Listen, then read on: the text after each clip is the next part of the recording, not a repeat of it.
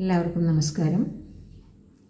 ശ്രീരാമനും ലക്ഷ്മണനും കബന്ധനെയും ശബരിയെയും കണ്ട് ഋഷ്യമൂകാചലത്തിൽ പ്രവേശിക്കുന്നതോടുകൂടെ രാമായണം കിഷ്കിന്ധാകാണ്ഡത്തിലെത്തിയിരിക്കുന്നു. സീതാദേവി ആഗ്രഹിച്ച പ്രകാരം താഴേക്കിട്ട അവരുടെ ആഭരണങ്ങൾ ശ്രീരാമൻ്റെ കയ്യിൽ വന്നു ചേരുകയാണ്. സുഗ്രീവനെയും ഹനുമാനെയും മുട്ടുന്നതോടുകൂടെ അതിൽ നിന്ന് രാവണനാണ് സീതയെ കട്ടുകൊണ്ടു പോയിരിക്കുന്നതെന്ന് അവർക്ക് മനസ്സിലായിരിക്കുന്നു. കഥ അവിടുന്ന് തുടരും. നമുക്ക് നാമരാമായണത്തിലെ 4 നാമം കൂടെ ചൊല്ലി നോക്കാം. സീതാർപ്പിതവരമാലിക രാമ, കൃതവൈവാഹിക കൗതുക രാമ, ഭാർഗവദർപ്പവിനാശക രാമ, ശ്രീമദയോധ്യാപാലക രാമ. അങ്ങനെ നാമരാമായണത്തിലെ ബാലകാന്ഡം 22 നാമങ്ങളിൽ ചൊല്ലി തീർത്തിരിക്കുകയാണ്. നമുക്കതൊന്ന് ആദ്യം മുതൽ ഞാൻ ചൊല്ലിയിടാം, പഠിക്കാൻ എളുപ്പമുണ്ടായിരിക്കും. ശുദ്ധ ബ്രഹ്മപരാത്പര രാമ, കാലാത്മക പരമേശ്വര രാമ, ശേഷതൽപസുഖനിദ്രിത രാമ, ബ്രഹ്മാദ്യമര പ്രാർത്ഥിത രാമ, ചണ്ഡകിരണകുലമണ്ഡന രാമ, ശ്രീമദ്ദശരഥനന്ദന രാമ, കൗസല്യാസുഖവർദ്ധന രാമ, വിശ്വാമിത്രപ്രിയധന രാമ, ഘോരതാടകാഘാതക രാമ, മാരീചാദിനിപാതക രാമ, കൗശികമഖസംരക്ഷക രാമ, ശ്രീമദഹല്യോദ്ധാരക രാമ, ഗൗതമമുനിസംപൂജിത രാമ, സുരമുനിവരഗണസംസ്തുത രാമ, നാവികധാവിത മൃദുപദ രാമ, മിഥിലാപുരജനമോഹക രാമ, വിദേഹമാനസരഞ്ജക രാമ, ത്രയംബകകാർമുകഭഞ്ജക രാമ, സീതാർപ്പിതവരമാലിക രാമ, കൃതവൈവാഹിക കൗതുക രാമ, ഭാർഗവദർപ്പവിനാശക രാമ, ശ്രീമദയോധ്യാപാലക രാമ. ഈ രാമായണം തുടർന്ന് കേൾക്കാം. ശ്രീരാമൻ ബാലിവധത്തിന് തയ്യാറാവുകയാണ്. സുഗ്രീവ, അങ്ങ് നേരെ ചെന്ന് ബാലിയെ പോരിന് വിളിക്കണം. നമുക്കിപ്പോൾ തന്നെ കിഷ്കിന്ധയിലേക്ക് പോകാം. കാലം കളയാതെ സുഗ്രീവനും കൂട്ടരും ശ്രീരാമലക്ഷ്മണന്മാരാൽ അനുഗതരായി കിഷ്കിന്ധയുടെ സമീപത്തെത്തിയപ്പോൾ സുഗ്രീവൻ ഏകനായി ഗോപുരദ്വാരത്തിലേക്ക് ചെന്ന് അട്ടഹസിച്ച് ബാലിയെ യുദ്ധത്തിന് വിളിച്ചു. അത് കേട്ട് രുഷ്ടനായി തീർന്ന ബാലി കൊട്ടാരത്തിൽ നിന്നിറങ്ങി നടന്ന് ഗോപുരത്തിന് പുറത്തേക്ക് ചെന്ന് യുദ്ധസന്നദ്ധനായി നിൽക്കുന്ന കനിഷ്ഠ സഹോദരനോട് ഇടഞ്ഞു. അവരെ സഹായിക്കുന്നതിനായി ചാപബാണ തുണീരധാരികളും മഹാവീരന്മാരുമായ 2 മാനുഷശ്രേഷ്ഠന്മാർ മരങ്ങളുടെ മറവിൽ നിൽക്കുന്നുണ്ടെന്ന് ബാലി അറിഞ്ഞില്ല. വാനര സഹോദരന്മാർ തമ്മിൽ അടിക്കുകയും ഇടിക്കുകയും ചവിട്ടുകയും മറ്റും ചെയ്ത് വീറോടുകൂടി പോരാടുന്നതിനിടയിൽ ബാലിയെ ലക്ഷ്യമാക്കി ശരമയക്കാൻ ശ്രീരാമൻ സന്നദ്ധനായെങ്കിലും തൽക്കാലം ആ കൃത്യത്തിൽ നിന്ന് വിരമിക്കേണ്ടതായി വന്നുകൂടി. യോദ്ധാക്കന്മാരുടെ ആകാര സാദൃശ്യം അത്രമാത്രം ഉണ്ടായിരുന്നതിനാൽ ഒരാളെ മറ്റൊരാളിൽ നിന്ന് തിരിച്ചറിയാൻ കഴിയാതെ വന്നതാണ് അതിന് കാരണം. അപ്രതിമ പ്രഭാവനും അമിതശക്തനുമായ ബാലിയുടെ പ്രഹരങ്ങളേറ്റ് അസ്തശക്തനായി തീർന്ന സുഗ്രീവൻ സഹായമരുളുന്നതിനായുള്ള അഭ്യർത്ഥനകൾ നോട്ടങ്ങളിലൂടെ ശ്രീരാമൻ അയച്ചുവെങ്കിലും ഫലമില്ലെന്ന് കണ്ട് ജീവരക്ഷയ്ക്ക് വേണ്ടി യുദ്ധം മതിയാക്കി ബാലി വരാത്ത ഋഷ്യമൂകത്തിലേക്ക് ഓടിപ്പോയി. എന്നിട്ട് ശ്രീരാമനോട് പരിഭവം പറഞ്ഞു. അങ്ങ് ആവശ്യപ്പെട്ടിട്ടാണ് ഞാൻ ബാലിയെ പോരിന് വിളിച്ചത്. എന്നിട്ട് മനഃപൂർവ്വം എന്നെ കൊല്ലിക്കാൻ ശ്രമിച്ചതാണ് അല്ലേ? ബാലിയെ കൊല്ലുകയില്ല എന്ന് നേരത്തെ അങ്ങ് പറഞ്ഞാൽ മതിയായിരുന്നു. എന്നാൽ ഞാൻ യുദ്ധത്തിന് പുറപ്പെടുകയില്ലായിരുന്നല്ലോ. ശ്രീരാമൻ്റെ പ്രതിവചനത്തിൽ സ്ഫടിക നിർമ്മലമായ ആത്മാർത്ഥത പ്രകടമായിരുന്നു. സുഗ്രീവ, രൂപത്തിലും ഭാവത്തിലും ചേഷ്ടയിലുമെല്ലാം അങ്ങും ബാലിയും തമ്മിൽ അത്ഭുതകരമായ സാമ്യമുണ്ട്. എനിക്ക് നിങ്ങളെ തിരിച്ചറിയാൻ കഴിയാതെ വന്നുപോയി. ബാലിയുടെ നേർക്കുയർന്ന അമ്പ് അങ്ങേക്കേറ്റാലോ? അങ്ങ് ഒന്നുകൂടി യുദ്ധത്തിനിറങ്ങണം. ഇപ്രാവശ്യം അങ്ങയെ തിരിച്ചറിയാനായി ഒരു അടയാളം തരാം. ശ്രീരാമൻ ലക്ഷ്മണനെ കൊണ്ട് ഗജപുഷ്പം എന്ന പ്രത്യേക പുഷ്പം കൊണ്ടൊരു മാല കെട്ടിച്ച് സുഗ്രീവൻ്റെ കഴുത്തിൽ ധരിപ്പിച്ചപ്പോൾ ദൂരെ നിന്നാലും തിരിച്ചറിയാൻ കഴിയുന്ന ഒരു അടയാളം ആ വാനരശ്രേഷ്ഠന് ലഭിക്കുകയുണ്ടായി. നൂതന സുഹൃത്തിൻ്റെ വാക്കുകളിൽ പരിപൂർണമായി വിശ്വസിച്ചുകൊണ്ട് സുഗ്രീവനും അനുയായികളായ ഹനുമാൻ, നളൻ, നീലൻ, താരൻ എന്നിവരും കൂടാതെ ശ്രീരാമനും ലക്ഷ്മണനും രണ്ടാമതും കിഷ്കിന്ധയിലേക്ക് നടന്നു തുടങ്ങി. ഇപ്രാവശ്യം സപ്തജനാശ്രമം എന്നു പേരായ അതിരമണീയമായ ഒരു വനപ്രദേശത്തിൻ്റെ പാർശ്വഭാഗത്തിലൂടെയാണ് അവർ വാനര നഗരിയെ ലക്ഷ്യമാക്കി സഞ്ചരിച്ചത്. ആ സ്ഥലത്തിന് ചില പ്രത്യേകതകൾ സുഗ്രീവൻ പറഞ്ഞറിഞ്ഞപ്പോൾ ശ്രീരാമലക്ഷ്മണന്മാർക്ക് ആശ്ചര്യവും കൗതുകവും തോന്നാതിരുന്നില്ല. സപ്തജനം എന്ന അപരാഭിധാനത്തിൽ വിശ്രുതരായ 7 മുനിവര്യന്മാർ കുറേ കാലം മുമ്പ് അവിടെ കഠിന തപസ് അനുഷ്ഠിച്ചു വന്നിരുന്നു. 7 ദിവസം തുടർച്ചയായി തല കീഴാക്കി ജലത്തിൽ മുങ്ങിക്കിടന്ന് തപസ്സു ചെയ്യുകയും അത് കഴിഞ്ഞ് ഒരു ദിവസം പുറത്തു വരികയും പിന്നെ 7 ദിവസം പഴയ പരിപാടി ആവർത്തിക്കുകയുമായിരുന്നു സപ്തജനത്തിൻ്റെ രീതി. 700 സംവത്സരങ്ങൾ അങ്ങനെ കഴിഞ്ഞതോടുകൂടി ഉടലോടുകൂടിയുള്ള സ്വർഗഗമനം എന്ന അപൂർവമായ പ്രതിഫലം തപസ്സികൾക്ക് ലബ്ധമായി.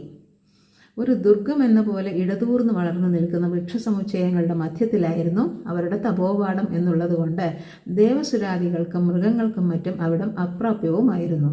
അവിടെ 3 അഗ്നികൾ കെടാതെ ഇപ്പോഴും കത്തിക്കൊണ്ടിരിക്കുകയും അവിടുന്ന് നാസാരന്ധ്രങ്ങൾക്ക് ഏറ്റവും സുഖകരമായ ദിവ്യസുഗന്ധം പ്രവഹിക്കുകയും ചെയ്യുന്നുണ്ട്. സുഗ്രീവന്റെ നിർദ്ദേശനാനുസരണം ശ്രീരാമലക്ഷ്മണന്മാർ സപ്തജനാശ്രമത്തെ മനസ്സാ വന്ദിച്ചുകൊണ്ട് മറ്റ് 5 പേരോടും കൂടി യഥാസമയം കിഷ്കിന്ധയുടെ പുറമേയുള്ള തരുനികരങ്ങളുടെ മറവിൽ എത്തിച്ചേർന്നു. സുഗ്രീവൻ യാചനാസ്വരത്തിൽ പറഞ്ഞു, ശ്രീരാമ, ബാലിയെ വധിക്കാമെന്ന് അങ്ങ് ചെയ്ത പ്രതിജ്ഞ നിറവേറ്റണമേ. കാലം വല്ലിക്ക് ഫലം നൽകും പോലെ അങ്ങ് എൻ്റെ ആഗ്രഹം സാധിപ്പിക്കണമേ. ധർമ്മസ്വരൂപനായ ശ്രീരാമൻ ഉറപ്പു നൽകി. സ്നേഹിത, ഞാൻ ഇന്നോളം പൊളി പറഞ്ഞിട്ടില്ല, ഇനിയൊട്ട് പറയുകയുമില്ല. അങ്ങ് ലേശവും സംശയിക്കാതെ ബാലിയെ പോരിന് വിളിക്കൂ. അന്തഃപുരത്തിലിരിക്കുന്ന ബാലി ഗോപുരത്തിന് പുറത്തുനിന്ന് പുറപ്പെടുന്ന ഗർജനവും വെല്ലുവിളിയും അനുജനെങ്കിലും ആത്മശത്രുവായ സുഗ്രീവന്റെ വകയാണെന്ന് തിരിച്ചറിഞ്ഞപ്പോൾ ആദ്യത്തെ തവണയേക്കാൾ 10 മടങ്ങ് രോഷാകുലനായി ദ്വന്ദ്വയുദ്ധത്തിന് തയ്യാറായി. ഇപ്രാവശ്യം മുമ്പത്തേതിൽ നിന്ന് വിപരീതമായി ബാലിയുടെ പത്നിയായ താരയിൽ നിന്നും താക്കീതും വിലക്കുമുണ്ടായി. നാഥ, ഞാൻ പറയുന്നത് ശ്രദ്ധിച്ചു കേൾക്കണം. അല്പം മുമ്പ് അങ്ങ് തോൽപ്പിച്ചോടിച്ചവൻ ഇതാ വീണ്ടും വന്നിരിക്കുകയാണ്. വേണ്ടത്ര സഹായമില്ലാതെ ആരും ഇങ്ങനെ ചെയ്യുകയില്ല. പോരെങ്കിൽ നമ്മുടെ ഓമന മകൻ അംഗദൻ ചാരന്മാരിൽ നിന്ന് ചില വർത്തമാനങ്ങൾ കേട്ടിരിക്കുന്നു. അയോധ്യ രാജാവായ ദശരഥന്റെ പുത്രന്മാർ രാമലക്ഷ്മണന്മാർ സുഗ്രീവനെ സഹായിക്കുവാൻ സന്നദ്ധരായിരിക്കുകയാണ് പോലും. ശത്രുമർദ്ദകനും ആർത്തരക്ഷകനും യശസ്വിയുമായ രാമൻ കൽപ്പാഗ്നിക്ക് തുല്യനാണ് പോലും. അങ്ങേക്ക് രാമനോട് ശത്രുത പാടില്ലാത്തതാണ്. ഇത് പറയുമ്പോൾ അങ്ങേക്ക് എന്നോട് നീരസം തോന്നരുത്. അങ്ങയുടെ നന്മയ്ക്കായി ഞാൻ ചിലത് പറയട്ടെ. അനുജനായ സുഗ്രീവനെ ഇളം കൂറായി വാഴിക്കുന്നതാണ് യുക്തമായിട്ടുള്ളത്. ശ്രീരാമനോട് മൈത്രി പാലിക്കുന്നതും അങ്ങനെ തന്നെ. അങ്ങയുടെ അനുജനായ സുഗ്രീവനെ പോലെ മറ്റൊരു ബന്ധുവിനെ ഞാൻ കാണുന്നില്ല. അങ്ങെൻ്റെ അപേക്ഷ സ്വീകരിക്കണം. നാശകാലത്ത് കാലന് വഴങ്ങിയിരുന്ന ബാലിക്ക് പ്രിയപത്നിയായ താരയുടെ ഉപദേശം സ്വീകാര്യമായി തോന്നിയില്ലെങ്കിൽ അതിൽ അത്ഭുതപ്പെടാനില്ല. താരെ, അദൃശ്യരായ രണശൂരന്മാർക്ക് യോജിച്ചതല്ല ശത്രുവിൻ്റെ വെല്ലുവിളിയെ അവഗണിക്കുക. സുഗ്രീവന്റെ പോർവിളി കേട്ട് അടങ്ങിയിരിക്കുക എന്നത് എനിക്ക് സഹിക്കുന്ന ഒന്നല്ല. രാമനെ ചൊല്ലി നീ വിഷാദിക്കുകയും വേണ്ട. രാമൻ ധർമ്മജ്ഞനാണെങ്കിൽ പാപം ചെയ്യുമോ? എന്നോടുള്ള ഭക്തിയും സ്നേഹവും നീ പ്രകടിപ്പിച്ചു, ശരിയാണ്. നീ എൻ്റെ പ്രാണാധിക പ്രിയയുമാണ്. അത് നിനക്കറിയാമല്ലോ. നീ ഒട്ടും ചഞ്ചലപ്പെടേണ്ട. ഞാൻ സുഗ്രീവനെ ഒരു പാഠം പഠിപ്പിച്ചിട്ട് മടങ്ങി വന്നോളാം. ചീറിയെടുക്കുന്ന സർപ്പത്തെപ്പോലെ ക്രോധവിവശനായ ബാലി ഗോപുരദ്വാരത്തിലൂടെ നഗരത്തിന് പുറത്തിറങ്ങി അവിടെ യുദ്ധസന്നദ്ധനായി നിൽക്കുന്ന ശത്രുവായ ഭ്രാതാവിനെ നേരിട്ടു.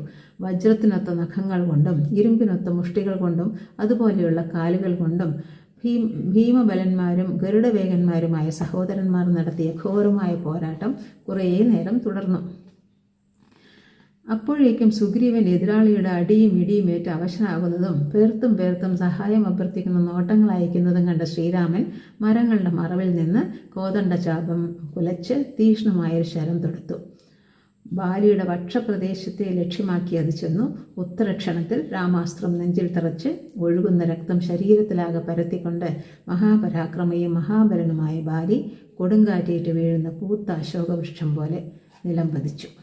എന്നിട്ടും ശ്രീയും തേജസ്സും ശൗര്യവും കൈവിടാത്ത ആ മഹാവാനരൻ കൺമിഴിച്ച് ചുറ്റിനും നോക്കി നിന്നപ്പോൾ ചാരത്ത് കാണപ്പെട്ട ധനുർധരന്മാരായ 2 മാനുഷ യുവാക്കന്മാരിൽ ശ്രീരാമലക്ഷ്മണന്മാരെ തിരിച്ചറിയാൻ പ്രയാസമുണ്ടായില്ല. ബാലിയുടെ ഉള്ളിൽ ആ സമയത്ത് തിങ്ങി വിങ്ങിയ വിചാരവികാരങ്ങൾ വാക്കുകളുടെ രൂപം കൊണ്ടു. ശ്രീരാമ, നേരിടാത്തവനെ കൊന്നിട്ട് അങ്ങേക്ക് എന്ത് പ്രയോജനം കിട്ടി? കാരുണ്യശാലി, ദൃഢവ്രതൻ, ധർമ്മിഷ്ഠൻ എന്നൊക്കെ ആളുകൾ അങ്ങയെ വാഴ്ത്തുന്നുണ്ട്. ശരിയാണ്, ഗുണവാനും അഭിജാതനുമാണല്ലോ അങ്ങെന്ന് വിശ്വസിച്ചിരുന്നത് കൊണ്ടാണ് താര തടുത്തിട്ടും ഞാൻ സുഗ്രീവനോട് പോരാടിയത്. മറ്റൊരുവനോട് പൊരുത്തുന്നവനെ അമ്പെയ്യുന്നവനല്ല അങ്ങ് എന്ന് ഞാൻ കരുതിയിരുന്നു. അങ്ങയെ ഇപ്പോൾ ഇവിടെ കാണുന്നത് വരെ പാപിയും അധാർമികനുമാണ് അങ്ങ്. ശിഷ്ടൻ്റെ വേഷം ധരിച്ച ദുഷ്ടനാണ്, കള്ളധർമ്മം പുതച്ചവനാണ് അങ്ങെന്ന് ഞാൻ വിചാരിച്ചിരുന്നില്ല. അങ്ങയുടെ നാട്ടിൽ വന്ന് ഒരു തെറ്റും ഞാൻ ചെയ്തിട്ടില്ല, അങ്ങയെ ഒരു വിധത്തിലും നിന്ദിച്ചിട്ടുമില്ല. എന്നിട്ടും അങ്ങ് നിർദോഷിയായ എന്നെ എന്തിനു കൊല്ലുന്നു? അങ്ങ് നാഥനായാൽ ഭൂമി ഒരിക്കലും സനാഥമാവുകയില്ല. ഷഠനും ദ്രോഹിയും ക്ഷുദ്രനുമായ അങ്ങ് മഹാത്മാവായ ദശരഥൻ്റെ പുത്രനായതെങ്ങനെ? അങ്ങ് നേരിട്ട് എന്നോട് പോരാടിയിരുന്നുവെങ്കിൽ ഞാൻ അങ്ങേക്ക് കാലനെ കാണിച്ചു തരുമായിരുന്നു. എന്നോട് അങ്ങ് ആവശ്യപ്പെട്ടിരുന്നുവെങ്കിൽ ഞാൻ ഒരു നാളിനകം സീതയെ കൊണ്ടുവന്ന് തരുമായിരുന്നു. ഞാൻ മരിച്ചതിന് ശേഷം സുഗ്രീവൻ രാജാവാകുന്നത് യുക്തം തന്നെ. പക്ഷേ അങ്ങ് എന്നെ കൊല്ലുന്നത് അധർമ്മമല്ലാതെ മറ്റൊന്നുമല്ല. ഇങ്ങനെ പരുഷം പറയുന്ന ബാലി നീരറ്റ മുകിൽ പോലെ, അണയുന്ന തീ പോലെ, മങ്ങുന്ന സൂര്യനെ പോലെ നിലത്ത് കിടന്നു. ശ്രീരാമൻ തൻ്റേതായ നീതീകരണം നൽകി. ബാലി, നിന്റെ നിന്ദാവചനങ്ങൾ വെറും ബാലിശങ്ങളാണ്. എൻ്റെ വംശമായ സൂര്യവംശത്തിന് അധീനമാണ് ഭൂമി മുഴുവനും. ഞങ്ങൾ അധർമ്മികളെ ശിക്ഷിക്കുക പതിവാണ്. അനുജനെയും ശിഷ്യനെയും പുത്രനെയും ഒരേ നിലയ്ക്ക് കരുതണം. നീ നിന്റെ അനുജനായ സുഗ്രീവൻ്റെ ഭാര്യയെ കാമാന്ധനായി സ്വന്തം ഭാര്യയാക്കി. അതിനുള്ള ശിക്ഷയും കൂടിയാണ് ഞാൻ നിനക്ക് തന്നിരിക്കുന്നത്. പോരെങ്കിൽ എൻ്റെ അനുജനായ ലക്ഷ്മണനെ പോലെ ഞാൻ സുഗ്രീവനെ കരുതിപ്പോരുന്നു. സുഗ്രീവന് രാജ്യം വീണ്ടെടുത്ത് കൊടുക്കാമെന്ന് ഞാൻ സത്യം ചെയ്തിട്ടുമുണ്ട്. പാപം ചെയ്തവനെ ശിക്ഷിക്കാതിരിക്കുന്നിടത്തോളം ആ പാപം രാജാവിനെയും ബാധിക്കുമെന്ന് മനുസ്മൃതിയിലുണ്ട്. തുടർന്ന് മറ്റു കാര്യങ്ങളും ശ്രീരാമൻ സംസാരിച്ചതിൻ്റെ ഫലമായി മരണോന്മുഖനായി കിടക്കുന്ന കിഷ്കിന്ധാധിപന് മാനസാന്തരമുണ്ടാവുകയും ബാഷ്പാകുല നേത്രനായി ഇങ്ങനെ പറയുകയും ചെയ്തു: ശ്രീരാമ, എനിക്ക് എന്നെക്കുറിച്ചോ താരയെക്കുറിച്ചോ അല്ല, ഓമന മകനായ അംഗദനെക്കുറിച്ചാണ് ആലോചിക്കുമ്പോൾ അടക്കാനാവാത്ത വ്യസനമുണ്ടാകുന്നത്. എൻ്റെ ഏകപുത്രനായ അംഗദൻ ഞാനില്ലെങ്കിൽ വെള്ളം പറ്റിയ പൊയ്ക പോലെ ആയിത്തീരും. അങ്ങ് സുഗ്രീവനെ എന്ന പോലെ അംഗദനെയും കരുതണം. അങ്ങയുടെ സഹായമുള്ളിടത്തോളം സുഗ്രീവന് കിഷ്കിന്ധ എന്നല്ല സ്വർഗം പോലും ഭരിക്കാൻ കഴിയും. അത്രയും പറഞ്ഞ് അതുല്യ പ്രഭാവനും അമിതശക്തനും എന്ന ജഗൽ പ്രസിദ്ധനായിരുന്ന ബാലി ഇഹലോകത്ത് നിന്ന് പരലോകത്തേക്ക് യാത്രയാകുവാൻ ഒരുക്കമായി. ഭർത്താവ് ശ്രീരാമസായകമേറ്റ് വീണിരിക്കുന്നു എന്ന വർത്തമാനം ലഭിച്ച താരരാജ്ഞി മാറത്തടിച്ച് മുറവിളി കൂട്ടിക്കൊണ്ട് ഓടിവന്ന് ഭർത്തൃസമീപത്ത് അസ്തപ്രജ്ഞയായി നിലംപതിച്ചു. തെല്ലുനേരം കഴിഞ്ഞ് ബോധം വീണ്ടു കിട്ടിയ ബാലിപത്നി ഭർത്താവിൻ്റെ അരികത്തിരുന്ന് വ്യസനാധിക്യത്താൽ ഭ്രാന്തചിത്തയായി വിലപിക്കുകയും പലതും പുലമ്പുകയും ചെയ്തു. ഹനുമാൻ താരയെ സാന്ത്വനപ്പെടുത്താൻ ശ്രമിച്ചു. രാജ്ഞി, ആരായാലും ശരി കർമ്മഫലം അനുഭവിക്കാതെ കഴിയുകയില്ല. വിജ്ഞാന സമ്പത്ത് നേടിയിട്ടുള്ള മഹതിയാണല്ലോ അവിടുന്ന്. ജീവിതത്തിൽ ദുഃഖമുണ്ടാകുമെങ്കിലും ദുഃഖിക്കാൻ മാത്രമുള്ളതല്ല ജീവിതമെന്ന് അവിടത്തേക്ക് ഞാൻ പറഞ്ഞു തരേണ്ടതായ ആവശ്യമില്ല. അവിടുന്ന് അംഗദകുമാരൻ്റെ ഭാവിയെപ്പറ്റി ആലോചിക്കണം. കിഷ്കിന്ധയിലെ ജനങ്ങൾക്കെല്ലാം അഭിവന്ദയാണ് അവിടുന്ന്. അംഗദകുമാരൻ്റെ രാജ്യാഭിഷേകം നടത്തുകയാണ് അടിയന്തരമായ കർത്തവ്യം. ഇത് അവിടുന്ന് തന്നെ നിർവഹിക്കണം. ജീവിതത്തിൽ അനുഭവിച്ചിട്ടുള്ള ഏറ്റവും ദുസ്സഹമായ ദുഃഖത്തിൽ ഹൃദയം എരിയുന്ന ഈ അവസരത്തിലും ധർമ്മബോധവും നീതിബോധവും കൈവിടാതെ താര പറഞ്ഞു: ഹനുമാൻ, ശരിക്കുള്ള രാജ്യാവകാശി എൻ്റെ പുത്രനല്ല, ഭർത്താവിൻ്റെ കനിഷ്ഠ സഹോദരനായ സുഗ്രീവനാണ്. ക്രമേണ മരണവക്രത്തിലേക്ക് ഇഴഞ്ഞു നീങ്ങിക്കൊണ്ടിരിക്കുന്ന ബാലി തൻ്റെ മുമ്പിൽ നിൽക്കുന്ന സുഗ്രീവനെ കണ്ടപ്പോൾ അന്നോളം ഉണ്ടായിരുന്ന ശത്രുത മറന്ന് സ്നേഹാർദ്രനും പശ്ചാത്താപവിവശനുമായി പറഞ്ഞു: അനുജ, ഞാൻ നിന്നോട് ചെയ്ത ദ്രോഹപ്രവൃത്തികൾ മറന്നുകളയൂ. എന്നിട്ട് ഈ കിഷ്കിന്ധ രാജ്യത്തിൻ്റെ അധിപനായി വാണുകൊള്ളൂ. അംഗദനെ നീ നിൻ്റെ മകനെപ്പോലെ കരുതണം. ഇനിമേൽ അവൻ്റെ പിതൃസ്ഥാനം നിനക്കായിരിക്കും. വിജ്ഞാനം ഏറെയുള്ള താരയുടെ അഭിപ്രായം ഒന്നുപോലും ഇന്നോളം തെറ്റിയിട്ടില്ല. നീ അവളുടെ ഉപദേശം എല്ലാറ്റിലും സ്വീകരിക്കണം. അതേസമയം ശ്രീരാമൻ്റെ ആജ്ഞാനുസരണം പ്രവർത്തിക്കുകയും വേണം. അടുത്തതായി ബാലി അംഗദനെ അരികിലേക്ക് വിളിച്ചു: മകനെ, നീ ഈശ്വരവിശ്വാസത്തോടുകൂടി എപ്പോഴും സുഗ്രീവൻ്റെ കീഴിൽ നിൽക്കണം. ഇതുവരെയും നീ എൻ്റെ പുത്രനായിരുന്നു. ഇനിമേൽ സുഗ്രീവൻ്റെ പുത്രനെ പോലെ കഴിയണം. അത്രയും പറഞ്ഞതിൽ പിന്നെ നിമിഷങ്ങൾക്കുള്ളിൽ ശത്രു സംഹാരകനും കിഷ്കിന്ധാധിപനുമായിരുന്ന ബാലി ഇഹലോകത്തിൽ നിന്ന് പരലോകത്തേക്ക് യാത്രയായി. താരയുടെ ദുഃഖം ചിറപൊട്ടി. നാഥ, പട്ടുമെത്തയിൽ കിടന്നിരുന്ന അങ്ങ് ഇപ്പോഴിതാ പരുക്കനായി നിലത്ത് കിടക്കുകയാണ്. എൻ്റെ ഉപദേശം കേട്ടിരുന്നുവെങ്കിൽ ഇങ്ങനെ വരുമായിരുന്നില്ലല്ലോ. എന്നെ അനാഥയായി ഉപേക്ഷിച്ചിട്ട് അങ്ങ് എന്തിനു പോയി? എൻ്റെ ഹൃദയം കരിങ്കല്ലിന് തുല്യമാണ്. അങ്ങ് മരിച്ചു കിടക്കുന്നത് കണ്ടിട്ടും ഹൃദയം പൊട്ടിപ്പോകുന്നില്ലല്ലോ. താരവിലാപവും അതോടുകൂടി അംഗദ വിലാപവും അവ കണ്ടും കേട്ടും നിന്നവരുടെ മനം അലിയിക്കുവാൻ പര്യാപ്തമായിരുന്നു. അന്നോളം ജ്യേഷ്ഠനോടുള്ള ശത്രുതയും പകയും പാടെ പരിത്യജിച്ചിരുന്നവനും അതേസമയം ആ ജ്യേഷ്ഠൻ്റെ ദുർമരണത്തിന് കാരണക്കാരനുമായ സുഗ്രീവനും അവരുടെ കൂട്ടത്തിൽ ഉൾപ്പെട്ടിരുന്നു. ബാലിയുടെ മൃതശരീരത്തിൽ കണ്ണു നട്ടിരുന്ന അനുജന്റെ അശ്രുപ്രവാഹവും രോദനങ്ങളും ഒരു മാനസാന്തരത്തിൻ്റെ പ്രതീകങ്ങളായിരുന്നു. പശ്ചാത്താപാർത്ഥനും കൂടിയായ സുഗ്രീവൻ ഗദ്ഗതത്തോടെ ശ്രീരാമനോട് പറഞ്ഞു, പ്രഭോ, എനിക്ക് രാജ്യവും വേണ്ട, ഒന്നും വേണ്ട. ഋഷ്യമൂകാചലത്തിൽ കഴിയുന്നത് എത്രയോ സുഖമായിട്ടായിരുന്നു. ജ്യേഷ്ഠനെ കൊല്ലിച്ച ഞാൻ മഹാദുഷ്ടനും മഹാപാപിയുമാണ്. വംശനാശകനായി എനിക്ക് രാജ്യം ഭരിക്കാൻ അർഹതയില്ല. ഞാൻ തീയിൽ ചാടി മരിക്കുന്നതാണ് നല്ലത്. ഭർത്തൃശരീരത്തെ കെട്ടിപ്പിടിച്ച് തോരാതെ കണ്ണുനീർ വാർക്കുന്ന താര പറഞ്ഞു, ശ്രീരാമ, എൻ്റെ ഭർത്താവിനെ ഏത് അമ്പുകൊണ്ട് അങ്ങ് എന്നെയും കൊല്ലുക. ഞാൻ അദ്ദേഹത്തോടു കൂടി പരലോകത്ത് കഴിഞ്ഞുകൊള്ളട്ടെ. ഞാനില്ലെങ്കിൽ സ്വർഗത്തിലായാലും അദ്ദേഹം സന്തോഷിക്കുകയില്ല. ഭാര്യാവിയോഗം എന്താണെന്ന് അനുഭവിച്ചറിയുന്നവനാണല്ലോ അങ്ങ്. എൻ്റെ ഭർത്താവിനെ പിരിഞ്ഞിരിക്കാൻ എനിക്കും സാധ്യമല്ല. തനിക്ക് സ്വായത്തമായ അഗാധ വിജ്ഞാനവും അതുല്യ വാഗ്വൈഭവവും അവയുടെ പൂർണ്ണ രൂപത്തിൽ ഉപയോഗിച്ച് ശ്രീരാമനോടുവിൽ സുഗ്രീവനെയും അംഗദനെയും താരയെയും ഒരു വിധത്തിൽ സമാധാനപ്പെടുത്തി എന്നേ പറയേണ്ടതുള്ളൂ. ബാലിയുടെ മൃതശരീരം രാജോചിതമായ രീതിയിൽ വിധിപ്രകാരം സംസ്കരിക്കുന്നതിനുള്ള പ്രാരംഭ നടപടിയായി. സ്വർഗശില്പിയായ വിശ്വകർമാവിനാൽ നിർമ്മിതവും സിംഹാസന സഹിതമായ രഥസമാനവുമായി പല്ലക്ക് കൊണ്ടുവരപ്പെട്ടു. ശില്പകലയുടെയും ചിത്രകലയുടെയും അനുപമ മാതൃകകൾ കൊണ്ട് അലങ്കൃതമായ ആ രാജകീയ മഞ്ചത്തിൽ നിര്യാതനായ രാജശ്രേഷ്ഠന്റെ ഭൗതിക ശരീരം സാദരം കയറ്റിവെച്ച് വാഹകന്മാർ നടന്നു തുടങ്ങി. അനുഗമനം ചെയ്ത താരയുടെയും സുഗ്രീവന്റെയും അംഗദന്റെയും മാത്രമല്ല, രാജവീഥിയുടെ ഇരുവശങ്ങളിലും തിങ്ങി നിറഞ്ഞു നിന്ന പൗരസഞ്ചയങ്ങളുടെയും ദുഃഖപ്രകടനം നിയന്ത്രണാതീതമായിരുന്നു. ശ്രീരാമന്റെ നിർദ്ദേശപ്രകാരം ലക്ഷ്മണനും ആദ്യ അവസാനം സംസ്കാര ചടങ്ങുകളിൽ പങ്കുകൊള്ളുകയും അനുശോചനം പ്രകടിപ്പിക്കുകയും ചെയ്തു എന്നതും ഒരു പ്രത്യേകത തന്നെ. മലഞ്ചെരുവിലൂടെ പ്രവഹിക്കുന്ന ഒരു നദിയുടെ തീരത്ത് സജ്ജമാക്കപ്പെട്ട ചിതയിൽ കയറ്റിവെക്കപ്പെട്ട മൃതശരീരത്തെ അഗ്നിഭഗവാൻ സന്നിഹിതരായ സകലരെയും കരയിപ്പിച്ചുകൊണ്ട് ചുരുങ്ങിയ സമയത്തിനുള്ളിൽ ഭസ്മമായി രൂപാന്തരപ്പെടുത്തി. ഹനുമാൻ ശ്രീരാമനെ കണ്ടു പറഞ്ഞു, പ്രഭോ, അങ്ങയുടെ കാരുണ്യവും സഹായവും കൊണ്ട് സുഗ്രീവന് കിഷ്കിന്ധയിലെ രാജസ്ഥാനം ലഭിച്ചിരിക്കുന്നു. അങ്ങിനി നഗരിയിലേക്ക് വന്ന് അദ്ദേഹത്തിൻ്റെ അഭിഷേകം നടത്തിത്തരണം. ശ്രീരാമന് സമ്മതമായില്ല. ഹനുമാൻ, വനവാസം അനുഷ്ഠിക്കുന്ന ഞാൻ അത് തീരും വരെ നഗരത്തിൽ പ്രവേശിക്കുകയില്ല. അതാണ് എൻ്റെ വ്രതം. അടുത്തു നിന്നിരുന്ന സുഗ്രീവനോട് ശ്രീരാമൻ ഒന്ന് പറഞ്ഞു, സ്നേഹിത, അങ്ങ് കൊട്ടാരത്തിലേക്ക് ചെന്ന് രാജാവായി അഭിഷേകം നടത്താൻ ഇനി വൈകിക്കരുത്. അംഗദനെ യുവരാജാവായി വാഴിക്കുക എന്നതും കൂട്ടത്തിൽ ചെയ്യേണ്ടതുണ്ട്. ശ്രാവണമാസം ആരംഭിക്കാറായ സ്ഥിതിക്ക് ഇനി വർഷകാലമാണ് 4 മാസത്തേക്ക്. അത്രയും കാലം ഞാനും ലക്ഷ്മണനും അടുത്തുള്ള ഗുഹയിൽ കഴിഞ്ഞുകൊള്ളാം. കാർത്തിക മാസം ആവുമ്പോഴേക്ക് സീതാന്വേഷണം വീണ്ടും ആരംഭിക്കുകയുമാവാം. ശ്രീരാമന്റെ നിർദ്ദേശമനുസരിച്ച് സുഗ്രീവൻ നടത്തുന്ന രാജാഭിഷേകത്തിനുള്ള ഒരുക്കങ്ങൾ ദ്രുതഗതിയിൽ പൂർത്തിയായതിൻ്റെ ഫലമായി രത്നസഞ്ചയങ്ങൾ, പട്ടുവസ്ത്രങ്ങൾ, പുഷ്പമാലകൾ, അക്ഷതം, സുഗന്ധദ്രവ്യങ്ങൾ, ഗോരോചനം മുതലായ സാമഗ്രികൾ വന്നു കുമിഞ്ഞു. കിരീടധാരണത്തിൻ്റെ രംഗമായ വിശാല മനോഹരമായ മണ്ഡപത്തിൽ മന്ത്രിമാരും സേനാധിപന്മാരും പ്രമുഖന്മാരും രാജസ്ത്രീകളും ബന്ധുക്കളും എല്ലാം തിങ്ങി നിറഞ്ഞ് കൗതുകത്തോടെ നടപടികൾ വീക്ഷിച്ചു കൊണ്ടിരുന്നു. ദൈവജ്ഞന്മാരായ പുരോഹിതന്മാർ ദർഭപ്പുല്ല് വിരിച്ച വേദിയിൽ നിർമ്മിച്ചിരുന്ന അഗ്നികുണ്ഡത്തിൻ്റെ സമീപത്തിൽ ഉപവിഷ്ടരായി. മന്ത്രോച്ചാരണത്തോടുകൂടി പരമ്പരാഗതമായ ക്രിയകൾ അവർ നടത്തി. പൂർവ്വദിക്കിന് അഭിമുഖമായി വെച്ചിരുന്നതും സ്വർണ്ണകാലുകളുള്ളതുമായ രത്നസിംഹാസനത്തിൽ വെൺകൊറ്റക്കുടയുടെ കീഴിൽ ചാമരങ്ങളുടെ നടുവിൽ സ്ഥിതി ചെയ്ത സുഗ്രീവന്റെ ശിരസിൽ പുണ്യതീർത്ഥങ്ങളിൽ നിന്ന് കൊണ്ടുവന്ന ജലം പകർന്നു. ഗജൻ, ഗവയൻ, മൈന്ദൻ, ഹനുമാൻ, ഗന്ധമാദനൻ, ജാംബവാൻ, നളൻ, ദ്വിവിധൻ എന്നീ വാനരശ്രേഷ്ഠന്മാരാണ് പുരോഹിതന്മാരുടെ നിർദ്ദേശപ്രകാരം അഭിഷേകകർമ്മം നടത്തിയത്. രണ്ടാമതൊരു അഭിഷേകം നടത്തപ്പെട്ടത് സുഗ്രീവന്റെ മേൽത്തോട്ടത്തിൽ ബാലിയുടെ പുത്രനായ അംഗദന് യുവരാജാവ് എന്ന പദവി ലബ്ധമായപ്പോഴും ആയിരുന്നു. പ്രശ്രവണ പർവ്വതത്തിൽ വിസ്തൃതമായ ഒരു ഗുഹയാണ് അടുത്ത 4 മാസം താമസിക്കുന്നതിനായി ശ്രീരാമലക്ഷ്മണന്മാർ തിരഞ്ഞെടുത്തത്.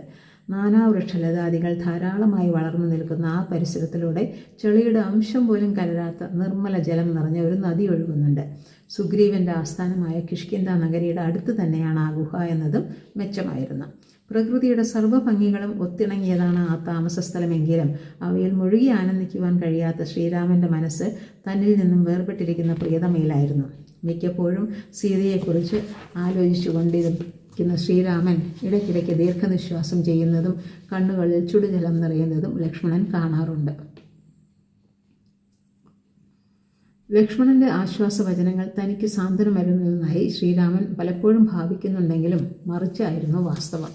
പ്രകൃതിയിൽ അപ്പപ്പോഴുണ്ടാകുന്ന പരിവർത്തനങ്ങളും തൻ്റെ അവസ്ഥയും തമ്മിൽ ചില സാദൃശ്യങ്ങളുള്ളതായി ശ്രീരാമന് തോന്നുകയും അവയെക്കുറിച്ച് ലക്ഷ്മണനോട് സംസാരിക്കുകയും ഇടയ്ക്കിടയ്ക്ക് ചെയ്യാറുണ്ട്.